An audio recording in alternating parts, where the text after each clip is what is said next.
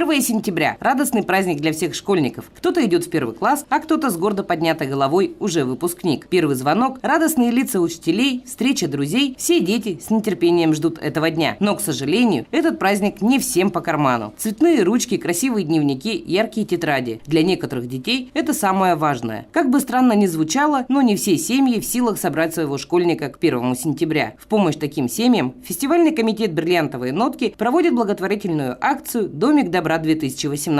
Каждый может помочь семьям, которые находятся в трудной жизненной ситуации, и подготовить его школьника к новому учебному году. Мы, фестивальный комитет «Бриллиантовые нотки», проводим детские фестивали по всей республике. И как никто знает, что рядом с нами есть дети, которые нуждаются в поддержке.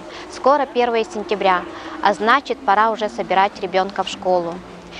Рядом с нами живут семьи, для которых собрать ребенка в школу становится непосильной задачей. И с этой целью мы, фестивальный комитет «Бриллиантовые нотки», организовали акцию «Домик добра».